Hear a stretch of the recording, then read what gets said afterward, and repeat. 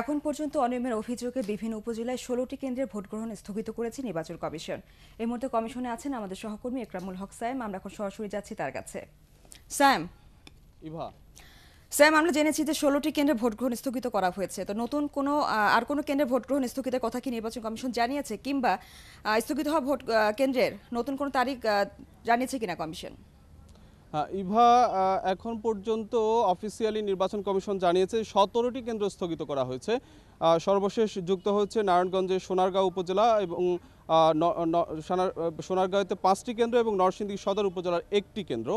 এছাড়া আমরা আগে জানিয়েছিলাম যে বরগুনার আমতলী উপজেলার ৭টি কেন্দ্র, ফেনীর ছাগলনাইয়া উপজেলার ১টি কেন্দ্র এবং টাঙ্গাইলের ঘাটাইল উপজেলার ৩টি কেন্দ্র। মোট ১৭টি কেন্দ্রকে স্থগিত করেছে নির্বাচন কমিশন, অফিসিয়ালি আমাদেরকে জানিয়েছে। তবে এই সংখ্যাটা আরও বাড়তেও পারে, নির্বাচন কমিশন জানিয়েছে।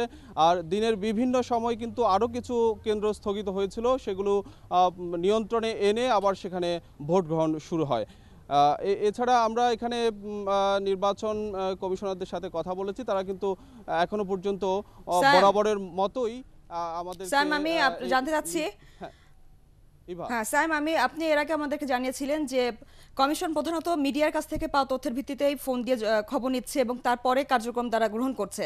তো এখন কমিশনের চিত্র কেমন দেখছেন? তারা নিজেরা কতটুকু কার্যকর পদক্ষেপ নিচ্ছেন সরাসরি? হ্যাঁ, আসলে আমরা সর্বশেষ যে তথ্যটা পেয়েছি সেটি হচ্ছে ১৯টি উপজেলার সরকার সমর্থিত প্রার্থীরা ছাড়া বেশিরভাগ প্রার্থী নির্বাচন বর্জন করেছেন এবং নির্বাচন বর্জন করে নির্বাচন কমিশনের কাছে চিঠি দিয়েছেন। তো সেই অভিযোগগুলো, সেখানে চিঠিতে কিছু অভিযোগ উল্লেখ করা আছে। সেই অভিযোগগুলো নির্বাচন কমিশন স্থানীয় রিটার্নিং অফিসারের কাছে পাঠিয়ে দিয়েছেন এবং তাদেরকে এই ব্যাপারে যথাযথ ব্যবস্থা নেওয়ার জন্য নির্দেশ দেওয়া হয়েছে।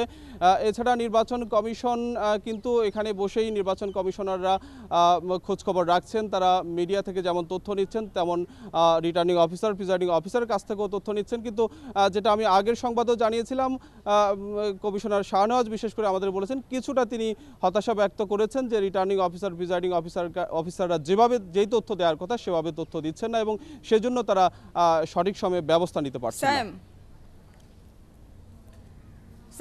যারা ঠিকমতো ইনফরমেশন দিতে পারেনি, কমিশন কি তাদের বিরুদ্ধে ব্যবস্থা নেবে বলে জানিয়েছে? সেটা বলেছে নির্বাচন কমিশন যে যেসব প্রিজাইডিং অফিসার, রিটার্নিং অফিসার কিংবা নির্বাচন দায়িত্বরত যে কোনো ধরনের কর্মকর্তাই রয়েছে, তাদের দায়িত্ব অবহেলার কারণে তাদের বিরুদ্ধে ব্যবস্থা নেওয়া হবে। আরেকটা ব্যাপার জানতে চাচ্ছি যে দেশের সব উপজেলায় তো নির্বাচন সম্পন্ন হয়নি।